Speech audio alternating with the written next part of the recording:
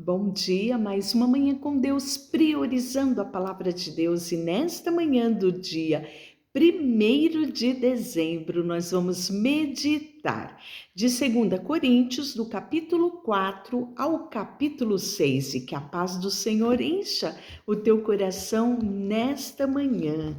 Capítulo 4, Paulo cumpre o seu ministério com fidelidade. Olha só. Pelo que tendo este ministério, segundo a misericórdia que nos foi feita, não desfalecemos.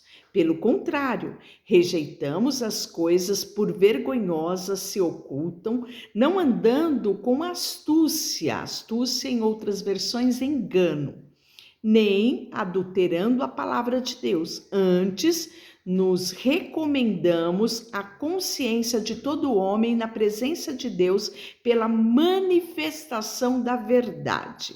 Mas, se o nosso evangelho ainda está encoberto, é para o que se perdem que está encoberto, nos quais o Deus desse século cegou o entendimento dos incrédulos, para que lhes não resplandeça a luz do evangelho da glória de Cristo, o qual é a imagem de Deus.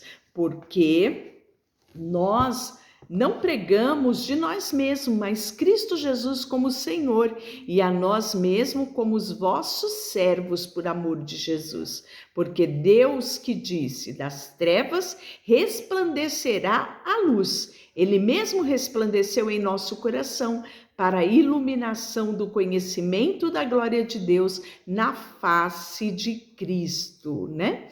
O poder de Paulo vem só de Deus. Olha só, temos, porém, esse tesouro em vasos de barro, para que a excelência do poder seja de Deus e não de nós. Em tudo somos atribulados, porém não angustiados, perplexos, porém não desanimados, perseguidos, porém não desamparados, abatidos, porém não destruídos, levando sempre no corpo o morrer de Jesus, para que também a sua vida se manifeste em nosso corpo. Porque nós que vivemos somos sempre entregues à morte por causa de Jesus, para que também a vida de Jesus se manifeste em nossa carne mortal, de modo que em nós opera a morte, mas a vida. Tendo, porém, o mesmo espírito da fé, como está escrito, eu criei, por isso é que eu falei. Também nós cremos, por isso também falamos, sabendo que aquele que ressuscitou Jesus Cristo também nos ressuscitará com Jesus e nos apresentará conosco, porque todas as coisas existem por amor de vós, para que a graça, multiplicando-se, torne abundante as ações de graças por meio de muitos, para a glória de Deus. E aí, nós sabemos que as aflições que Paulo fala têm um propósito, olha só. Por isso não desanimamos, pelo contrário, mesmo que o nosso homem interior se corrompa, contudo o nosso homem interior se renova dia a dia, porque a nossa leve momentânea tribulação produz para nós eterno peso de glória através de toda a comparação, não atentando nós nas coisas que vêm, mas nas que não se veem, porque as que vêm são temporais, mas as que não vemos são eternas. Glória a Deus. No 5, né? Ele fala assim, sabendo que na nossa casa terrestre, desse tabernáculo, né, corpo, temos da parte de Deus um edifício, casa não feita por mãos, eterna nos céus. E por isso, neste tabernáculo gememos, aspiramos por sermos revestidos da nossa habitação celestial. Então ele está falando ausentes no corpo, presentes, né? Com o Senhor. Então ele fala que aqui nesse tabernáculo, né, ele está aqui nessa terra de forma momentânea, né? Mas nós seremos revestidos, né, dessa habitação celestial. Se todavia Pois, na verdade, os que estamos nesse tabernáculo gememos angustiados, não por queremos ser despidos, mas revestidos, para que o mortal seja absorvido pela vida. Ora, foi o próprio Deus que nos preparou para isso, ortogando-nos o penhor do Espírito. Temos, portanto, sempre bom ânimo, sabendo que por enquanto no corpo estamos ausentes do Senhor, visto que andamos por fé e não pelo que vemos. Entretanto, estamos em plena confiança, preferindo deixar o corpo e habitar com o Senhor. É por isso que também nos esforçamos, quer presentes, quer ausentes, para sermos agradáveis, porque importa que todos nós comparecemos perante o tribunal de Cristo para que cada um receba segundo o bem ou o mal que tiver feito por meio do corpo, né? Romanos 14:10 fala sobre isso.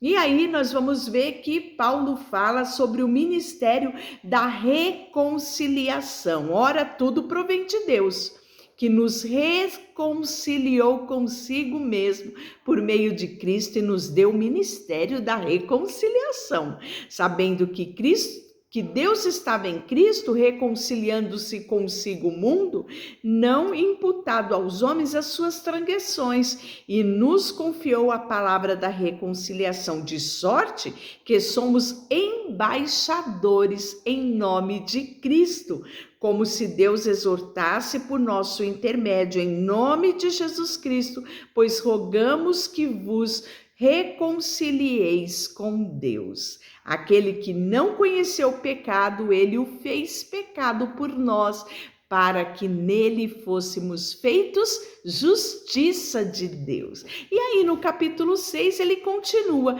e nós, na qualidade de cooperadores com ele, também nos exortamos a quem não recebais em vão a graça de Deus. Eu te ouvi no tempo da oportunidade, te socorri no dia da salvação. Eis agora que o tempo, sobremodo oportuno, eis agora o dia da salvação, não dando a nós nenhum motivo de escândalo, em coisa alguma, para que o ministério não seja censurado. E aí vai falar assim, ele falou nesse primeiro momento, né, sobre o exemplo que nós somos nesse ministério de reconciliação, reconciliar outros a Deus, como nós fomos reconciliados. Pelo contrário, em tudo recomendamos nós mesmos, como ministro de Deus, na muita paciência, nas aflições, nas privações e nas angústias, nos açoites e nas prisões, nos tumultos, nos trabalhos, nas vigílias, nos jejuns, na pureza do saber, na longanimidade da bondade, no espírito, no amor não fingido, na palavra da verdade, no poder de Deus, pelas armas da justiça, quer ofensiva, quer defensiva, por honra e por desonra, por infâmia e por boa fama, como enganadores sejam verdadeiros, como desconhecido, entretanto, bem conhecidos, como se tivesse morrendo, e contudo, eis que vivemos, como castigados, porém não mortos, entristecidos, mas sempre alegre, pobres, mas enriquecendo a muitos,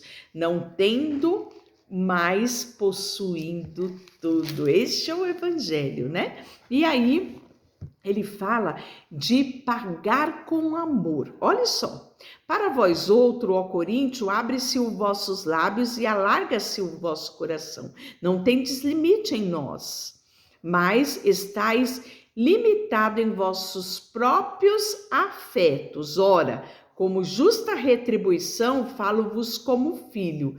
Dilatai-vos também vós. Não vos ponhai em julgo desigual com os incrédulos. Portanto, quer sociedade haver entre a justiça e a iniquidade, ou que comunhão há a luz com as trevas? Que harmonia há entre Cristo e o maligno? Ou que união do crente e do incrédulo? Que ligação há entre o santuário de Deus e o de ídolos? Porque nós somos santuários de Deus viventes, como ele disse, habitarei e andarei entre eles, serei o seu Deus e eles serão o meu povo, né? Levítico 26:12 fala sobre isso e Ezequiel 37:27.